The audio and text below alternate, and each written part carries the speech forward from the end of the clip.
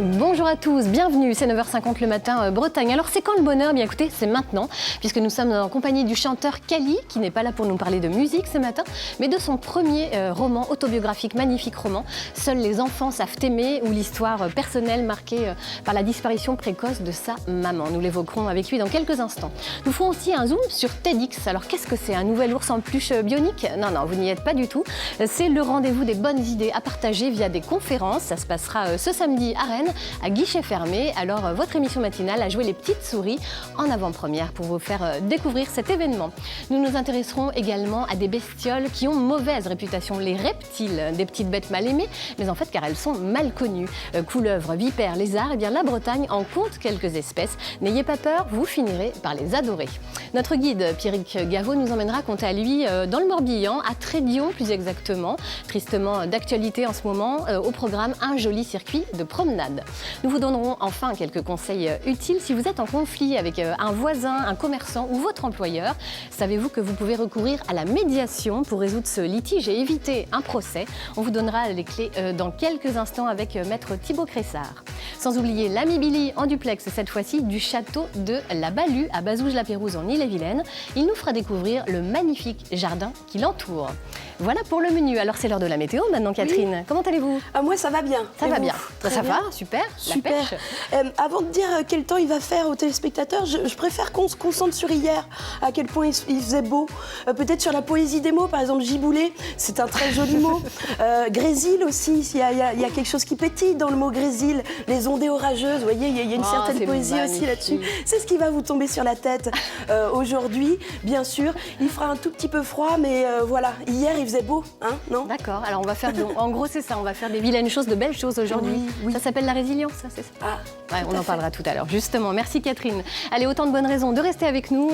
N'oubliez pas vos questions, vos réactions sur la page Facebook de France 3 Bretagne. C'est votre émission, elle est à vous, n'hésitez pas. Alors vous pouvez intervenir. Et puis maintenant c'est le moment de prendre un bon petit café. On se retrouve tout de suite, 9h50 le matin. C'est parti.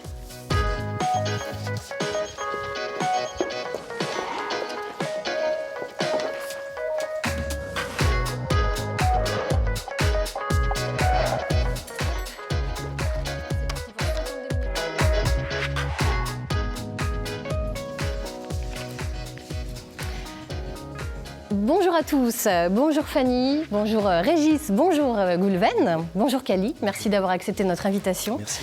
Vous êtes né à Perpignan, auteur, compositeur, interprète, on ne vous présente plus, vous avez 7 albums au compteur. Et si vous êtes chanteur aujourd'hui, c'est sans doute étroitement lié à votre histoire personnelle. Vous avez une histoire personnelle pas forcément si facile que ça, que vous racontez aujourd'hui dans ce livre, Seuls les enfants savent aimer. Il a fallu attendre 43 ans pour que les mots sortent. Vous nous raconterez tout ça tout au long de cette émission. On avait envie d'en savoir plus sur vous, on va revenir un petit peu en arrière. Je vous propose de tirer un premier petit papier devant vous. On va voir ce qui va sortir, oui. Allez. Je le lis, c'est ça? Oui, c'est ça. Les papas égale les mamans. Les papas égale les mamans. Qu'est-ce que ça évoque pour vous? C'est une association. Je suis le petit soldat de cette association, qui est basée à Marseille. Nous avons perdu le président Gérard Révérend il y a de cela 3 ans. Et c'est quelque chose qui n'est pas pour les papas, qui n'est pas pour les mamans. C'est en cas de séparation d'un couple, pour que l'enfant ne soit pas pris en otage ni par les uns ni par les autres. En fait, c'est pour les enfants. C'est pour les enfants. On a bien compris, l'enfant, c'est quelque chose qui vous tient à cœur, pour sa pureté, pour toutes les belles choses que ça véhicule. Je vous propose de tirer un deuxième petit papier, on va voir ce qui va sortir. On va revenir encore plus en arrière, on va comprendre... Jeunesse incorruptible. Jeunesse incorruptible. Alors ça, c'est quand même très fort. Expliquez-nous ce que c'est, jeunesse incorruptible. Ouais, je viens d'un petit village, Vernet-les-Bains, et je me suis présenté à des élections municipales 2 fois.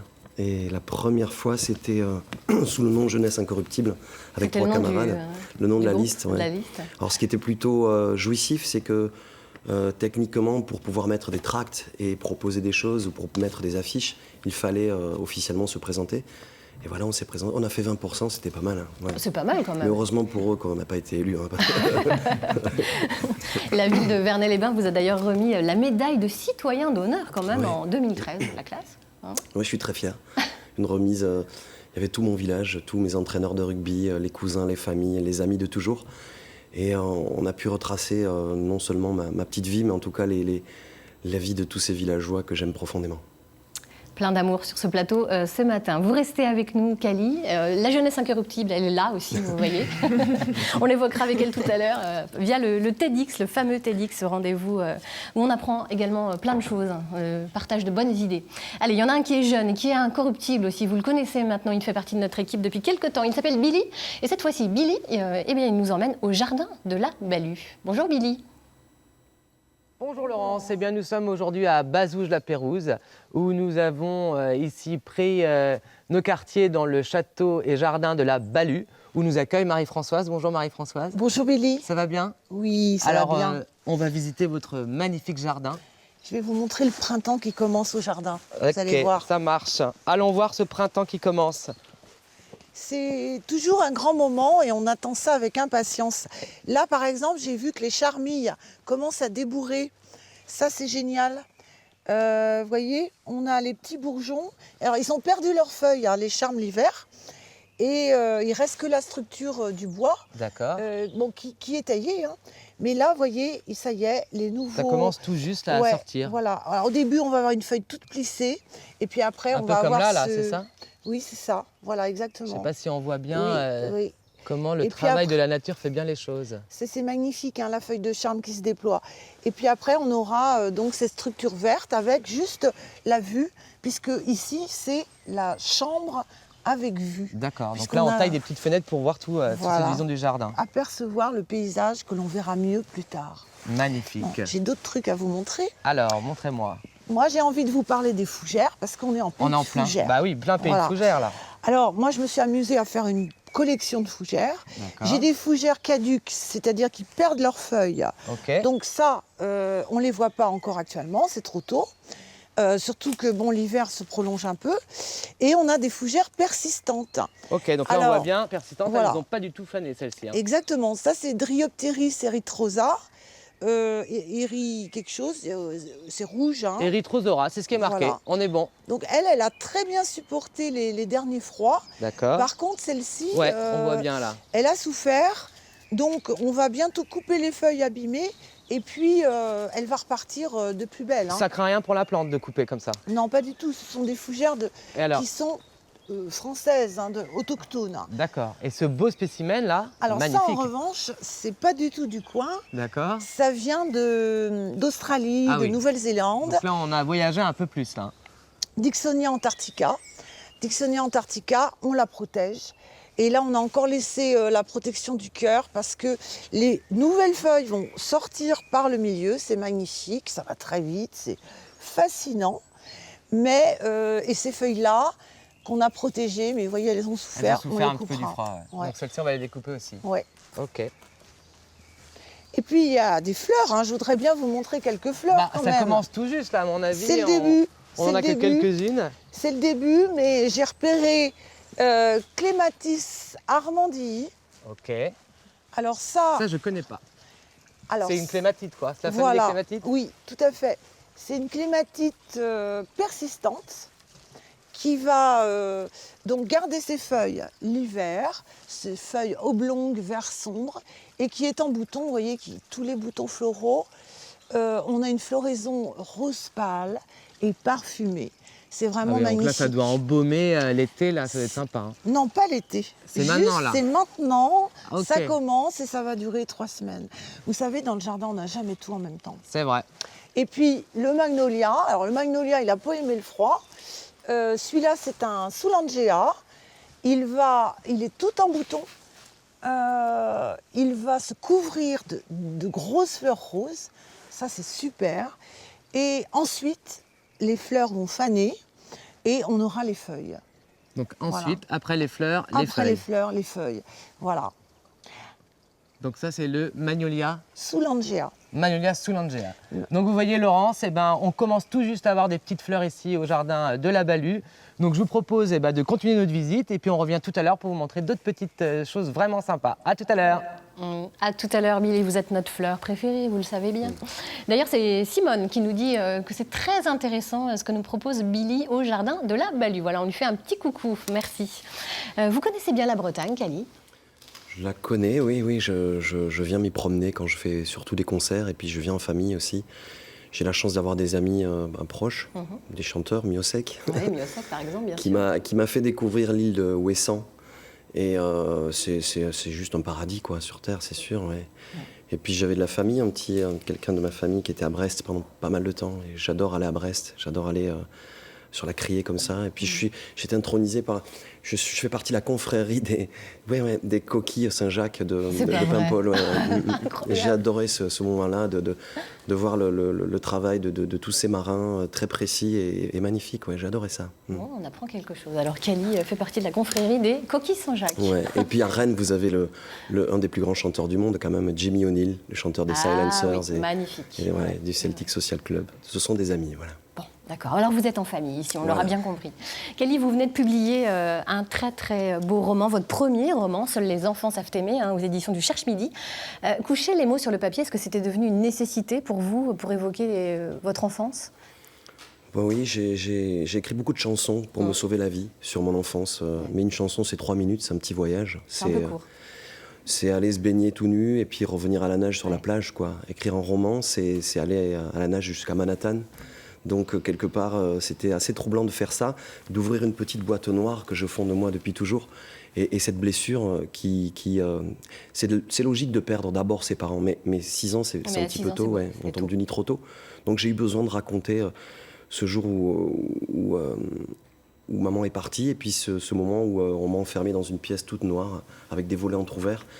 Et j'ai vu passer le cortège qui amenait maman, je ne savais pas où, parce que je ne réalisais pas du tout à cet âge-là tout ce qui se passait. Et donc j'ai eu besoin d'écrire ce petit moment, mais c'était très, très jouissif et très... ça m'a fait un bien fou, parce que pendant 8 mois, voilà, j'ai raconté... le livre, c'est la perte de maman et les 8 mois qui suivent, où je m'agrippe à des bouts d'amour. J'ai besoin d'amour et je cherche, au fil de toutes mes rencontres, ces étincelles... Qui pourrait être ma maman. Ouais. Vous regrettez qu'on vous ait protégé de la mort comme ça, à 6 ans ?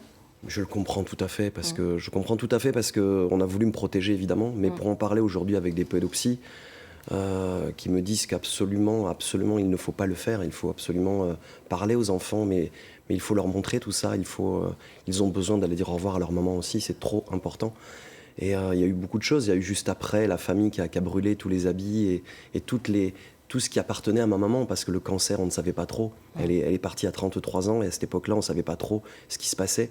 Les gens ont eu peur et ils ont brûlé toutes les affaires de maman. Alors aujourd'hui, j'ai 3 enfants, quand je veux leur expliquer pourquoi je suis comme ça, et peut-être un troubadour qui crie tous les soirs sur scène qu'il a besoin d'amour, j'ai eu besoin d'écrire ça, mais je n'ai pas trop de preuves de ma maman, quoi. Je ne peux pas leur montrer des choses, et ça, c'est assez dommage. Ouais, c'est ça qui est difficile. Ça signifie quoi, Seuls les enfants savent aimer ?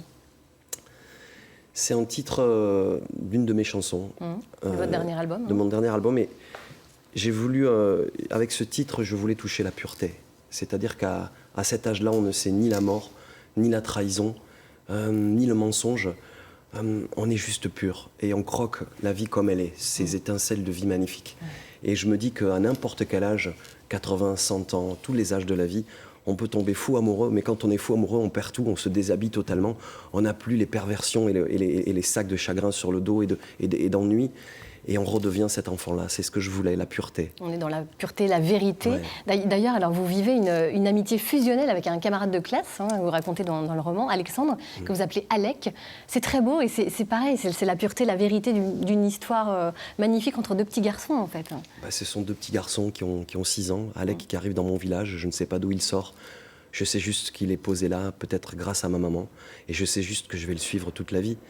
Et aujourd'hui, Alec est mon ami toujours, et puis on est très proches tous les 2. Il a été bouleversé par ce livre, et on s'est serré très fort, et on s'est dit que c'est assez troublant, parce que toute la vie, quand j'ai trébuché, il m'a relevé, et quand il a trébuché, je l'ai relevé, voilà, depuis cet âge-là. C'est de l'amour pur, Ouais. ça c'est clair. Vous avez décidément le sens de la formule, quand vous dites « Mon père ne va pas mourir tout de suite, mais il va mourir jusqu'au bout ». Ça, c'est une phrase qui m'a clouée sur place. Votre père est mort avec votre mère, en quelque sorte, finalement, le même jour, presque. Oui.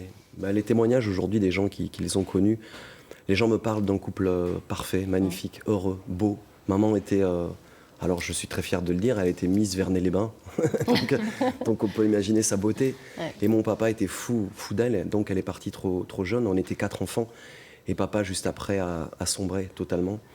Et c'est une petite fille qui est ma grande sœur, qui avait 12 ans, qui a récupéré la famille et qui a évité le naufrage un petit peu à toute cette famille. Elle s'est occupée de tout le monde, de moi, le tout petit, mais de mon papa aussi. Et quand je vois mes enfants aujourd'hui, ma petite fille de 12 ans, je me dis comment a fait ma grande sœur. On lui a peut-être quelque part volé un petit bout de son enfance. Ouais. Est-ce que le manque de votre maman, finalement, a été, aujourd'hui, avec le recul, presque fondateur? Est-ce que vous croyez, vous, à la résilience, hein, cette faculté de transformer les vilaines choses en beauté, finalement? Bien sûr. Je me suis retrouvé à l'orée de la vie d'homme, c'est-à-dire que je devais plonger vers l'inconnu, le moment où les mômes à 18 ans, peut-être, ou 20 ans, j'avais plus rien autour de moi. Et à ce moment-là, plus personne pour me dire prends ce chemin-là, ou fais ci, fais ça, continue tes études. Alors j'ai suivi juste mon cœur. Et je suis chanteur grâce à ça aujourd'hui. Et je pense que, malgré tout, avec la perte grâce à la perte de ma maman, quelque part, c'est terrible à dire, mais grâce à ça, je vis une vie folle de découverte de cet amour-là, tout au long intense, ouais. Je crois que enfin j'en suis sûr, c'est tout à fait lié. C'est en tout cas ce que vous transmettez dans ce livre et dans vos chansons. On termine avec une très jolie phrase du roman. Seuls les enfants jouent leur cœur à chaque instant, à chaque souffle, à chaque seconde, le cœur d'un enfant explose. Voilà, je crois que tout est dit. Vous serez en dédicace ce soir à 18h à l'Espace Ouest France, rue du Pré-Beauté, à Rennes, en partenariat avec les librairies Le Fayère. Vous restez avec nous, Cali. Bien sûr. Je crois que le sujet qu'on va aborder maintenant va vous intéresser. Vous connaissez peut-être les conférences TEDx? Non, alors vous allez découvrir ce que c'est. Ça s'est développé aux États-Unis, elles fleurissent maintenant un petit peu partout. En France, l'idée est de partager des connaissances. Pour mieux comprendre le principe, on va écouter tout de suite le chercheur en neurosciences cognitives Idriss Aberkane, enregistré lors d'un TEDx à Rennes en 2015.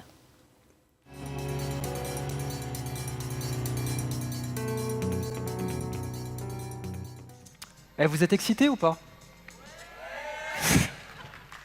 Je la refais. Vous êtes excité ou pas? Vous m'avez l'air trop excité là. Je vous ai mis une image pour vous désexciter. Rigolez pas, c'est là où j'ai grandi. Je me barre là. J'ai grandi là-bas, okay. J'ai une vie très excitante. C'est un HLM. Et ma grand-mère habitait au 11e étage. Comme ça, vous allez vous coucher moins bête ce soir. Pas le genre de truc que vous vous attendiez à apprendre dans un TED, j'imagine.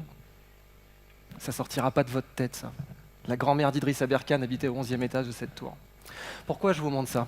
Parce que je suis persuadé, en fait, que dans le monde qui nous entoure, tous les objets qu'on crée, nous, êtres humains, et qui nous entourent, eh bien, ils peuvent parler. On peut leur demander pourquoi ils sont là. Tous les objets qu'on a créés et dont on est responsable et qui font notre quotidien, qui font notre environnement. On peut leur demander, petit objet, petit produit, petit service, pourquoi tu es là?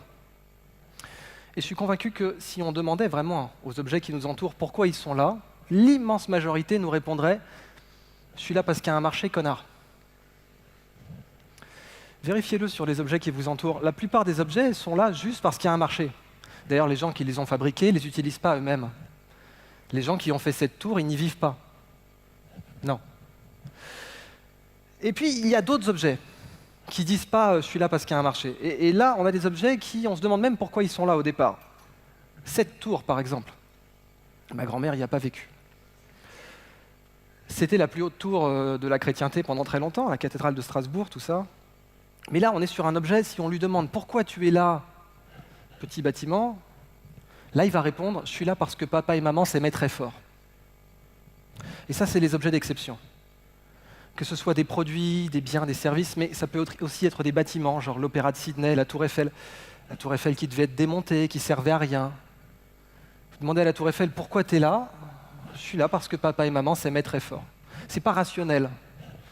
Si on avait fait un business plan, on l'aurait pas fait. Bon. Je suis là pour vous parler de ça, en fait, de ce qui fait la particularité de TED, en général. Pourquoi TED est aussi spécial. On va voir qu'en fait, c'est précisément la passion et l'amour. Mais avant ça, je vais vous parler d'un truc qui n'aura pas forcément l'air excitant. Là, tout de suite, on est en train de réaliser une transaction de connaissances. Je suis en train de vous donner de la connaissance et vous êtes en train de me donner deux choses en échange. Lesquelles? Qu'est-ce que vous me donnez là, maintenant, tout de suite? De l'attention, pour l'amour, on va y revenir, et du temps. En fait, si vous voulez acheter de la connaissance, il faut payer en attention et en temps. C'est l'équation que j'ai découverte à Stanford. Elle ne mord pas, vous inquiétez pas, elle est très gentille.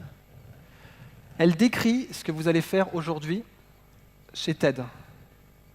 vous allez donner de l'attention et du temps au speaker. Pour acheter de la connaissance, il faut payer en attention multiplié par du temps. Vérifions que c'est bien un produit d'ailleurs. Le produit, ça veut dire que si l'un des deux vaut 0, le tout vaut 0. Bon, si vous me donnez 1 heure de votre temps, mais que pendant 1 heure, vous êtes en mode musique d'ascenseur dans votre tête, il n'y aura pas beaucoup d'échanges de connaissances. On sent bien qu'il faut que vous me donniez toute votre attention et tout votre temps. Eh bien ça, c'est la monnaie de l'économie de la connaissance. Pour apprendre quelque chose, il faut payer avec de l'attention et du temps. Et la bonne nouvelle dans cette équation, c'est que tout le monde a de l'attention et du temps à la naissance. Et oui, le petit Somalien, il n'est pas né avec 1 000 $ en poche, mais il a de l'attention et du temps à la naissance. Donc l'économie de la connaissance, c'est la seule économie où tout le monde est né avec du pouvoir d'achat. Et bien voilà, la seule économie où tout le monde est né avec du pouvoir d'achat. Bonjour à tous les trois. Vous êtes venus pour nous parler de ce fameux TEDx. Alors on n'a pas de musique d'ascenseur dans la tête pendant qu'on se parle, je crois que c'est clair. Vous êtes Fanny Dufour, la présidente de l'association Bretagne Idées Larges et organisatrice de la conférence TEDx de Rennes. Oui. Ça aura lieu samedi prochain à guichet fermé. C'est déjà un immense succès. Qu'est-ce que ça veut dire TEDx exactement ? Alors, c'est 3 lettres, T, technologie, E, entertainment et D, design, avec l'accent. C'est donc des conférences où on parle à la fois du numérique, mais on va aussi parler de la culture, on va parler du social, on va en fait aborder toutes les thématiques de la société, du monde qui nous entoure pour mieux les comprendre, mieux les capter. Alors, les intervenants ont un temps limité, c'est un format de 18 minutes à peu près d'intervention. Oui, maximum. En 18 minutes, on apprend plein de choses. L'idée, c'est quoi ? C'est de partager les connaissances, comme le disait Idriss Aberkane, donner de l'attention et du temps, finalement. Donner de l'attention, du temps, de répondre à une soif de curiosité, peut-être, qu'on avait peut-être enfant et qu'on perd peut-être au fur et à mesure en devenant adulte. Et donc là, en fait, sur un format très court, parce que 18 minutes, c'est le temps maximum d'attention, en fait, que peut avoir le cerveau. Et c'est un temps suffisamment long pour donner toute une expertise sur un sujet. Donc on a des intervenants qui viennent nous exposer une idée qui vaut la peine d'être partagée. C'est ça, TEDx, c'est une idée pour changer le monde qui vaut la peine d'être écoutée, d'être partagée. Alors, Régis Bozek, vous êtes responsable de la commission des intervenants. C'est pas évident quand même, dis donc, vous avez une sacrée responsabilité pour les choisir. Parce que vous les choisissez bien, ça c'est quelque chose. Quels sont les critères ? Je suis un petit soldat, comme disait Tali tout à l'heure, d'une équipe d'une vingtaine de personnes qui coachent les intervenants aussi. Et en fait, c'est devenu une maladie parce qu'on est en veille permanente pour détecter des projets ou des personnalités qui nous donnent envie d'en savoir un peu plus. Et tous les ans, il faut se renouveler, il faut renouveler les thèmes, les personnalités. Je pense que Kali pourrait faire une très très belle conférence sur l'amour. Pas, Kali, demandez-vous. Je pense qu'en 18 minutes, il n'y aurait même pas assez. C'est clair. Merci. Alors, qui vous avez dans les intervenants de cette année ? Dites-nous tout. Donnez-nous un petit peu l'eau à la bouche, même si ça se joue à guichet fermé, malheureusement. Ah oui. Alors, toutes les vidéos seront disponibles ensuite sur YouTube. Voilà, c'est important de le préciser. Début mai, je pense. Donc, on a 12 intervenants qui viennent d'horizons vraiment divers. Sur la première partie, on va parler beaucoup de la connaissance, avec des thématiques comme les fake news, la cybersécurité. Les fake news, alors qu'est-ce que c'est les fake news ? Les fake news, c'est des informations qui sont relayées sur Internet, sur les réseaux sociaux, qui ne sont pas avérées. Donc là, on a un spécialiste qui s'appelle Adrien Sénéca, qui est journaliste dans l'équipe des décodeurs du Monde. Donc quelqu'un dont c'est la spécialité de décrypter les discours d'hommes politiques, notamment, pour voir ce qui est vrai et pas vrai. Il doit y avoir à dire. Exactement. Quelques autres intervenants ? Alors, on aura Goulven qui va nous parler tout à l'heure. Voilà, alors Goulven, oui. On aura Rosane Colter, qui est archéologue, qui a trouvé sur le chantier du couvent des Jacobins le cercueil de Louise de Quingot, dont on a entendu parler. Et sur la deuxième partie, on va parler plutôt de l'humanité, de l'humain, l'humanité. Et on aura un témoignage très émouvant de Magda Hollander-Lafont, qui est une jeune femme de 90 ans, qui est rennaise et qui était déportée à Auschwitz, qui est témoin d'Auschwitz et pas victime, comme elle le dit. Ça vous touche, ce genre d'initiative, Kali ? Oui, je n'ai pas encore tout compris, mais je trouve ça... Non, si, je veux dire... Mais oui, c'est évidemment que ça me touche. Ce partage, voilà, c'est ça. Vous êtes beaucoup dans le partage. Ouais, non, mais ce qui me touche, c'est... vous touchez à tous les domaines. Et puis, c'est ça, ouais. Et tous les ans, aller chercher des nouveaux sujets. Voilà. J'ai compris, vous inquiétez. C'est la difficulté, mais c'est aussi ce qui est passionnant. Oui. Alors à côté de vous, il y a Goulven Lorcy. Bonjour Goulven. Vous allez monter pour la première fois sur la scène du couvent des Jacobins ce samedi. Vous avez le trac un peu? Tout à fait. Oui. Non, il y a une pression, je fais le décompte, il reste 9 jours. Ouais. C'est la qualité des conférences TED qui sont déjà disponibles sur Internet. On peut voir dans les conférences donne la pression, justement. C'est aussi une pression parce qu'on a envie de faire passer un message et se dire, voilà, est-ce qu'on va réussir à faire transmettre ce message comme pas évident. Vous êtes ingénieur informaticien, pas comédien. Hein, c'est ça, voilà. Exactement. Et c'était un grand honneur aussi d'avoir Fanny et Régis qui sont venus me chercher pour venir présenter justement le sujet. Donc vous êtes fondateur de Mapui Labs.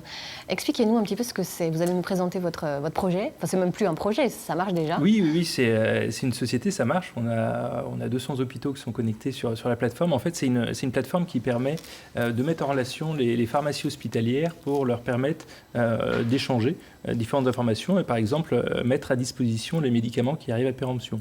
Par exemple, on prend une personne qui arrive à l'hôpital, elle prend un traitement anticancéreux, ça peut valoir 8 000 € le traitement, et cette personne malheureusement décède ou est transférée d'hôpital ou ne supporte pas le traitement. Donc s'il n'y a pas d'autres personnes avec la même pathologie, le médicament va rester sur l'étagère de l'hôpital. Et donc l'idée, c'est de pouvoir transmettre cette information-là justement à tous les hôpitaux de France pour maximiser les capacités de reprise. Ouais, c'est une excellente idée, ça, franchement. Et comment vous avez eu cette idée? En fait, c'est un collègue pharmacien hospitalier de Saint-Malo, qui est un ami d'enfance, qui est venu me voir il y a 3 ans, quand à l'époque je m'occupais d'une école d'informatique, en me disant, est-ce que tu n'aurais pas un stagiaire? J'ai une idée de projet, parce qu'aujourd'hui, je passe du temps au téléphone ou par fax, parce que les hôpitaux ne sont pas interconnectés justement sur cette gestion de stock. Est-ce qu'il n'y aurait pas moyen justement de créer une plateforme pour optimiser les choses? Merci beaucoup, merci Goulven, et puis merci. On vous souhaite bonne chance pour ce samedi et votre conférence TEDx. Et comme quoi les amis d'enfance, ils sont précieux, à tout point de vue. Et vous allez faire comme le monsieur qu'on a vu là, c'est du stand-up quoi en fait. C'est quand même un show. Et c'est chaud quoi. C'est pas simple parce que à la base je suis informaticien, je suis pas un comédien comme vous disiez tout à l'heure, et ça demande, c'est un vrai travail. Autant j'ai l'habitude de présenter mon projet devant des investisseurs, devant des clients, mais là c'est un travail qui est complètement différent parce qu'en même temps c'est un travail sur la partie grand public, et en même temps il faut aussi parler aux professionnels de santé, pas faire de raccourcis, et réussir à marquer les esprits en 12, 15, 18 minutes sur le sujet. Donc c'est un grand défi. Et le choix, c'est vous qui faites le choix, vous croquez dans tous les sujets de la vie, quoi, en fait. Vous prenez, ça peut être tout, quoi. Et on va aussi essayer de chercher des inconnus et beaucoup de projets locaux pour essayer de les mettre aussi sur la place mondiale, parce qu'après les vidéos sont traduites dans toutes les langues. Il y a à peu près, en 2017, il y a eu 3700, si je ne me trompe pas, événements TEDx dans le monde entier. Et il y a un vrai débat avec le public? C'est-à-dire qu'on peut poser des questions, il n'y a pas d'échange? Non, il n'y a pas d'échange. Mais bon, Kelly, je pense que pour une prochaine édition, non, vous mais êtes prêts. c'est troublant, ouais. Merci beaucoup Fanny, merci Régis et merci Goulven d'avoir été à nos côtés. Nous arrivons à mi-chemin dans cette émission et c'est le moment de rejoindre l'amie Catherine Bossard qui va nous faire un petit débriefing à mi-parcours. Qu'est-ce que vous avez retenu, chère Catherine? Là, je commence à noter des idées parce qu'a priori TEDx, c'est des idées pour apprendre à changer le monde, c'est ça. Il faut avoir mon temps d'attention, moi, il est inférieur à 18 minutes, c'est sûr. Par contre, mais je commence à noter là des idées parce qu'il y en a depuis le début grâce à Cali et puis là, on voit il y a des belles idées, donc je vais les noter tout au long de l'émission. Bon, allez, notez. On vous attend pour la suite. J'espère qu'elle vous inspirera tout autant. On retrouvera dans quelques instants notre guide, Pierrick Gaveau, pour une nouvelle idée de balade rando. Et puis Régis Morel pour l'association Bretagne Vivante qui nous fera frissonner avec les reptiles. Sans oublier un zoom juridique sur la médiation avec l'avocat Thibaut Cressard. Allez, pour l'heure, chère Catherine, c'est le moment d'annoncer les titres qui feront l'actualité ce midi. Nous serons donc, là on va être beaucoup moins funky, nous serons à Trédillon, dans le Morbihan, où une messe est célébrée ce matin en hommage à Arnaud Beltrame, vous le savez, pour son geste héroïque. Puis nous ferons un point sur les repreneurs de la société Doux. Et puis enfin, Trégastel se mobilise contre la fermeture de sa poste, des titres qui vous seront présentés par Éric Pinault. Qu'est-ce que vous diriez de retrouver maintenant Billy au jardin? Ah oui. Bon, allez. Billy, où êtes-vous maintenant? Alors Laurence, nous sommes de retour au jardin et château de la Balue, où nous allons maintenant rencontrer Jean-Paul. Bonjour Jean-Paul, ça va bien? Bonjour, très bien vous. Impeccable. Alors Jean-Paul va nous parler de la taille du rosier. Donc le rosier, c'est important, on le taille tous les ans, une fois, 2 fois? Une fois par an. Une fois par an, et à quelle période? Alors de préférence à la sortie de l'hiver. D'accord. Mais on peut par contre le tailler aussi octobre-novembre, où là les branches, les charpentières sont plus malléables, plus faciles à torsader pour faire le palissage. Et le palissage qui nous permet justement de sortir un maximum de branches pour avoir un maximum de fleurs. Ok, donc on taille le rosier 1 à 2 fois par an, une fois si on a juste à couper, et 2 fois si on veut au mois de novembre pour pouvoir bouger un peu les Pour formes. pouvoir vraiment refaire une structure, là on profite que les branches soient vraiment plus souples. Parce que là c'est un rosier grimpant, donc c'est un rosier qui bouge, mais quand on a des rosiers beaucoup plus petits, c'est pareil, de coupe aussi. Les buissonnants, non, juste une taille au printemps, et après au fur et à mesure de la floraison, on peut, en enlevant les fleurs fanées, donner des petits coups pour qu'ils gardent toujours une forme esthétique. Celle qu'on veut garder, d'accord. Donc du coup, Jean-Paul, quand on coupe le rosier, on le coupe pas n'importe où, ça c'est sûr. Non. Alors du coup, on coupe comment le rosier? Qu'est-ce que vous préconisez? Toujours taillé sur un bourgeon extérieur, vous voyez, comme ici là. Donc celui-ci. Donc là on taille ici légèrement 2-3 mm au-dessus. D'accord, donc bourgeon extérieur, c'est-à-dire qu'on va avoir donc ce petit bourgeon là qui va donner qui va se mettre à pousser donc des fleurs, et enfin normalement des fleurs. D'accord, donc là c'est vraiment tout petit parce qu'on est en fin mars. Oui. Il faut avoir l'œil du jardinier. Donc ici on coupe 2 mm juste au-dessus. 2-3 mm au-dessus. D'accord, donc celle-ci on ne va pas la couper puisqu'on veut la garder pour... Puisqu'il va me servir en charpentière justement pour l'année prochaine. Pour cette année. Puisque pour cette je vais année essayer de directement. la mettre à cette position pour que tous ces bourgeons justement extérieurs poussent et me donnent des branches et des fleurs. Ok, alors des fleurs de quand à quand sur ce rosier? À peu près toute la saison, donc c'est mai jusqu'à septembre-octobre. Ok. Et du coup, une fois que c'est fané, on coupe directement la fleur, c'est ça? On laisse pas la petite boule là qui reste dessus? On laisse pas, non.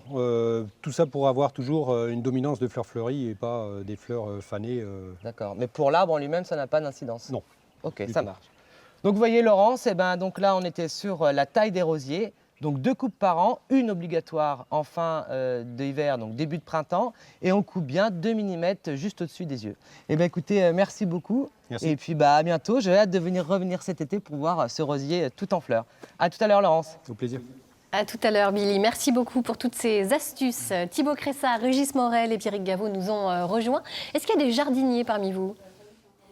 Oui, oh là. Parfois. Potager, Pierrick? J'ai la chance d'avoir un papa jardinier, donc il fait pour moi. Moi j'ai un basilic. Un basilic sur le balcon. Est-ce que ça compte ça pour dire qu'on est jardinier? Allez oui, on va dire que oui. Alors maître Thibaut Cressat, vous êtes avocat, vous êtes également médiateur et c'est à ce titre que vous intervenez aujourd'hui. On connaît bien la médiation familiale, mais il y a d'autres différends que l'on peut résoudre sans forcément passer devant la justice. Oui, alors en fait, c'est vrai que c'est arrivé la médiation par la médiation familiale principalement, mais c'est vrai que ça se retrouve aussi pour les litiges de voisinage, les litiges en matière sociale, les litiges en matière de droit des affaires et en matière de construction. Voilà, il y a un panel très large. Alors concrètement, comment fait-on si on a un litige à régler avec son voisin, par exemple? Comment trouve-t-on un médiateur? Voilà, alors on est structuré par centre. On a une fédération des centres du Grand Ouest, avec également, qui est implantée Pays de Loire et Normandie. Et il y a plusieurs centres, des relais régionaux en Bretagne, qui permettent d'apporter une réponse en local. Alors dès lors que les parties sont d'accord pour régler leur conflit à l'amiable, quel est votre rôle, à vous, le rôle du médiateur finalement? Alors, je ne veux pas prendre le sujet de l'autre intervenant, mais pour moi, c'est un peu un rôle de caméléon sur le reptile. On est sur essayer d'adapter au maximum. La médiation est faite pour les parties, donc essayer de s'adapter à leurs problématiques et de les aider dans un cadre impartial, dans un cadre neutre, dans un cadre confidentiel, à trouver leur propre solution. Alors que se passe-t-il justement en cas d'accord? Alors, en cas d'accord, c'est une organisation très souple. Donc, soit les gens ressortent juste en disant qu'on se met d'accord, on se tape dans la main. Il peut y avoir un accord rédigé par des avocats, par eux-mêmes, s'ils sont accompagnés. Et il peut être homologué par le juge s'il le souhaite également. Alors, en cas d'échec, en revanche, en cas d'échec, il faut voir la médiation comme une parenthèse, en tout cas, pour essayer de voir de trouver un accord à l'amiable, ça n'empêche rien de saisir un juge derrière. Il y a une prescription qui est suspendue pendant cette période-là. D'accord. Alors quels sont les avantages, globalement, on l'a bien compris, plus ou moins, mais de la médiation, très concrètement? Alors, les avantages, c'est de trouver, le principal, c'est de trouver une réponse qu'un juge ne pourra pas apporter sur certains qu'il est lié par les textes. Et là, c'est pour aller au-delà, sur des problèmes de reconnaissance en droit social, par exemple, sur des problématiques plus spécifiques en droit de la famille, aller chercher un peu plus loin et creuser sur des histoires passées pour s'expliquer. Et après cette recherche qui va un peu plus loin que la phase juridique, il y a un élément de coût également et un élément de temps. Combien ça coûte, justement? Alors, on fonctionne beaucoup par forfait. Donc, par exemple, si on avait mis des forfaits sur différentes juridictions de 600 à 800 euros, et après, en fonction, ça permet de voir les deux parties, faire une ou deux réunions avec les personnes, et par la suite, il y a une convention qui est signée de toute façon. Donc, il y a une prévisibilité sur les coûts par la suite. Ouais, ça évite un procès long et coûteux, de toute façon. Voilà. C'est clair. Comment peut-on avoir recours à la médiation à tout moment, même si une procédure en justice est déjà en cours? Alors oui, en fait, il y a c'est intéressant aussi à savoir. On balance un petit peu la médiation conventionnelle où deux parties se mettent d'accord pour régler leurs désaccords par la médiation, où il y a également la médiation judiciaire où un juge interroge les parties pour dire est-ce que vous pensez que, moi de toute façon je serai lié par des textes, est-ce que vous ne pensez pas que votre situation peut trouver une réponse en cas de médiation? Et dans ce cas-là, les deux portes d'entrée un petit peu de la médiation. Allez, est-ce qu'il faut mieux se faire accompagner par un avocat spécialiste de la médiation quand même? Alors, comme je disais, le médiateur, il est indépendant, neutre, il n'est pas là pour apporter une connaissance technique, juridique. Donc c'est vrai que c'est le rôle de l'accompagnant, de l'avocat, qui va pouvoir permettre de rédiger par exemple un accord. C'est pas obligatoire, mais c'est vrai que c'est conseillé. C'est conseillé, vivement conseillé. Merci beaucoup, Thibaut Cressard, de nous avoir éclairé sur la médiation. Vous connaissiez, vous, cette particularité juridique? Pas vous m'avez éclairé, ouais. Mais vous êtes bien calme, c'est bien, parce que nous, en Catalogne, quand il y a un souci, on se donne rendez-vous dans la rue et ça finit un duel, quoi. C'est une autre forme de médiation. Voilà, c'est ça. Alors... Merci beaucoup, merci. Alors, on poursuit cette émission en marchant avec vous, Pierrick. Vous nous emmenez dans le Morbihan. Oui, je vous propose d'aller faire un tour du côté de Trédion. On est au nord d'Elvin et de Vannes. On est sur la ligne géologique des Landes de l'Envaux, une commune très étendue, une commune boisée aussi à plus de 60% de sa superficie, à tel point même que c'est devenu à une certaine époque un des territoires de chasse des ducs de Bretagne. Et puis Trédion, Tré, c'est la trêve, donc c'était une dépendance d'une paroisse. Et en l'occurrence, cette paroisse, c'était donc Elvin, dépendance religieuse, mais dépendance aussi du pouvoir seigneurial, parce que le premier manoir de Trédion était dépendant de la forteresse de l'Argouette, qui était également située sur Elvin. Alors, vous nous proposez un petit circuit de balade aux abords immédiats du bourg, d'abord? Oui, un petit circuit qui s'appelle Promenons-nous, qui n'a pas d'ambition particulière, mais au moins il y a des choses déjà de dites qui vont nous emmener voir des aspects très différents de Trédion, notamment des découvertes de curiosités ou de paysages. Et on va commencer avec l'histoire, dès le départ de ce circuit, l'histoire récente de Trédion. En 2013, ils ont organisé un symposium qui s'appelait Les Pierres de l'Envaux, des sculpteurs qui sont venus et qui ont travaillé sur place, dont Gilbert Frison, un Isérois, et il a laissé une sculpture assez étonnante qui s'appelle Extension et qui travaille donc le minéral en mouvement, et cette pierre elle est restée à Trédion, on peut la voir. Et puisqu'on parle de minéral, eh bien on peut aussi basculer à quelques minutes de ce circuit sur une autre pierre. Deux autres pierres dans le bord du bois de Trédion qu'on appelle babouin et babouine, qui sont deux menhirs qui datent certainement de cette époque du néolithique, entre moins 5000 et moins 3000, mais qui ont été retaillés, resculptés à l'époque gauloise. Et donc les sculptures, aujourd'hui, on le voit, c'est la forme d'un visage dans une ovale pour la petite pierre, et puis la grande, qui est beaucoup plus abîmée, on distingue encore un buste et un collier. Et on pense qu'en fait, ça symbolise la fécondité, ces deux pierres. D'accord, mais on apprend plein de choses. Alors cette promenade, elle est accessible à tout public, d'autant qu'elle emmène vers un joli site de loisirs autour d'un étang. Oui, l'étang aux Biches. Alors on devrait dire les étangs, parce qu'en fait il y en a deux avec un chemin qui fait le tour, qui fait un grand 8 autour de ces deux étangs, qui est très large, très stabilisé. Et du coup, c'est bien parce que cette promenade, on peut dire aussi qu'elle est accessible aux familles, et en particulier aux poussettes. Cet étang, il propose, quand on emmène les enfants d'ailleurs, c'est difficile de les faire aller plus loin, parce que là, ils trouvent plein de choses intéressantes pour eux. Il y a une aire de jeu, il y a pour le pique-nique, il y a un jeu de boules pour les plus grands, il y a un parcours de pêche, il y a un camping, il y a un beau restaurant aussi avec une terrasse pour les soirées au beau jour. Un bon moment. Et puis ce site, qui a été créé en 1980, il a été agrandi en 2015 avec un parcours adapté aux enfants dans les arbres pour les âges de 3 à 14 ans. Bon, alors le bonheur. Alors, et cette randonnée familiale, elle se termine autour d'un château.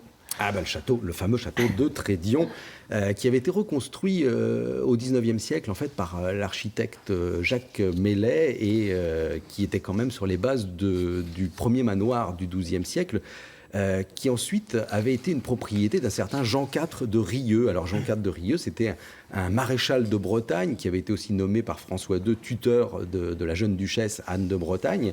Et en 1470, il a reconstruit donc le manoir, et c'est sans doute les parties les plus anciennes qu'on peut encore voir, notamment sur la façade avec les armes de Jean de Rieux.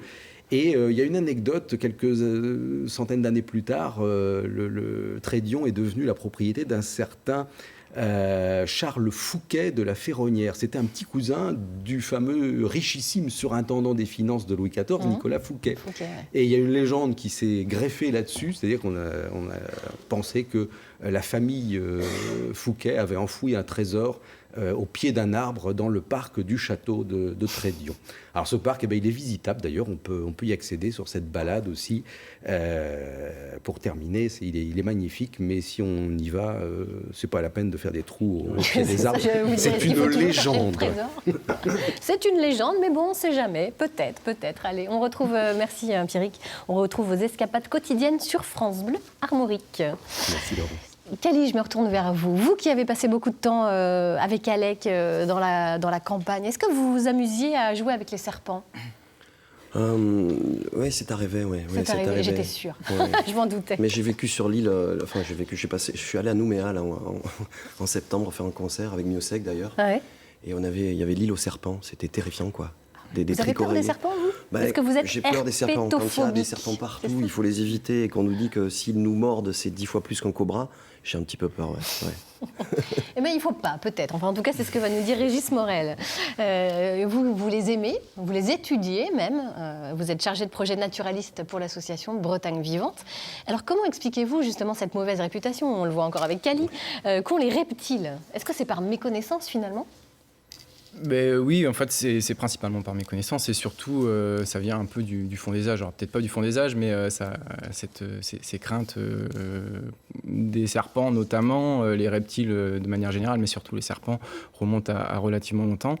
Il y a tout un tas de croyances autour de ces animaux-là qui leur ont donné une très mauvaise réputation, et ça a perduré dans le temps. Et aujourd'hui, elles sont un petit peu passées de mode, mais la crainte du serpent perdure, tout simplement parce qu'on sait très bien, on le sait tous, qu'il y a des espèces qui sont dangereuses pour l'homme, venimeuses. Et effectivement, dans nos régions, on n'y échappe pas. On a une espèce qui s'appelle la vipère péliade qui est venimeuse. Donc voilà, cette crainte vient surtout du fait de la dangerosité de l'animal. Et donc c'est pas une photo de vipère là qu'on voit. Donc c'est la seule dans notre région qui est cette espèce de serpent qui présente un risque pour l'homme finalement. Le reste non. C'est celle-là. Voilà. Donc oui, c'est l'unique espèce en Bretagne en tout cas qui soit venimeuse. Qui peut être dangereuse. Il faut taper des pieds en marchant. Oui. Alors ce sont des animaux qui n'ont pas d'oreilles comme nous externes. Hein. Ils ont une oreille interne. Donc si bien qu'ils n'entendent pas les sons en fait directement, mais par contre ils perçoivent très bien les vibrations qui sont transmises dans le sol. Donc quand on fait de la randonnée et qu'on a peur des serpents, moi, ce que je conseille aux gens, c'est de marcher en faisant beaucoup de bruit avec les pieds, en tapant un peu le sol. Et là, vous pouvez être sûr que les serpents vont fuir à votre approche. Même quand on n'a pas peur. Même quand Et même quand on n'a pas peur. Mais quand on n'a pas peur et qu'on les connaît, on a peut-être plutôt envie de les observer, donc on va approcher doucement. Si vous voyez des gens en train de creuser un trou en tapant des pieds près du château de Trédion, c'est qu'ils ont bien écouté la chronique de Régis Morel. Alors Régis, si on parle aujourd'hui de cette petite faune reptilienne de Bretagne, c'est parce qu'elle sort de sa torpeur. Combien d'espèces de reptiles trouve-t-on chez nous finalement? Alors, en Bretagne, on a 9 espèces autochtones, donc il peut y avoir des espèces introduites. Et c'est assez peu en comparaison avec la France, hein, où on a une quarantaine d'espèces sur l'ensemble du pays. Donc on est une région relativement pauvre, mais ça s'explique par le fait que les reptiles en fait, sont des animaux qui affectionnent plutôt les pays chauds. Donc la Bretagne, c'est pas réputé pour son climat très... Les reptiles, est-ce qu'ils sont menacés dans notre région finalement? De manière générale, à l'échelle mondiale, à l'échelle européenne, française et régionale, on peut dire que les reptiles font partie des espèces menacées. Tout simplement parce que ce sont des animaux qui ont des capacités de déplacement relativement faibles. Donc quand leur environnement est modifié de manière relativement brutale, ils ont peu de capacité d'adaptation et donc ils pâtissent vraiment depuis quelques décennies des changements de leur milieu de vie en fait.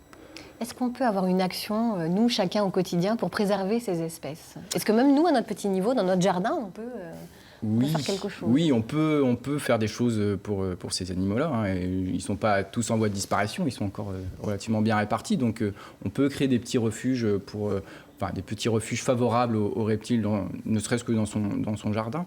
Donc c'est des petites actions toutes simples. Hein. On peut laisser une partie... Si on a un grand jardin, on peut laisser une partie de ce jardin un peu en friche. Hein, l'entretenir de manière très ponctuelle, une fois par an. Un espace un petit peu tranquille pour ces animaux avec de la végétation relativement haute et dense. C'est ce qu'ils recherchent souvent. Ça va en arranger plus d'un. Ah non chérie, non, je tombe pas la pelouse ce dimanche. Bah non. Ah non, il faut laisser un refuge pour les reptiles quand même. On peut aussi leur aménager des petits tas de bois, des petits tas de pierres, c'est des refuges pour eux. Alors soit ils vont venir s'y chauffer ou alors se protéger en hiver du froid. Ils vont passer l'hiver endormis. Hein. Ce sont des espèces qui hibernent en fait pendant plusieurs mois de l'année ou qui peuvent se protéger aussi des excès de chaleur parce qu'ils aiment la chaleur mais pas trop non plus. Donc quand il fait trop chaud, ils se cachent dans le sol ou sous la végétation. Qu'est-ce qu'on peut faire? On peut faire. C'est déjà bien. C'est déjà pas mal. Quand on rénove une maison, on peut aussi essayer. Donc pour ceux qui sont adeptes des vieilles maisons à rénover, les vieux murs souvent attirent certaines espèces qui utilisent encore les anfractuosités. Donc évitez de mettre de l'enduit partout. Vous pouvez conserver quelques petits trous à droite à gauche, pas tous les trous, mais quelques petits trous. Vous êtes en train de nous dire comment garder les serpents chez soi. C'est ça. Ça paraît dingue, mais c'est vrai.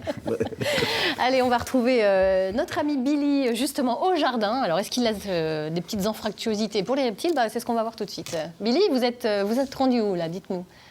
Alors, Laurence, nous revoilà au château et au jardin de la Balue, où maintenant nous allons découvrir un autre environnement. Donc, on va découvrir une petite collection de poules.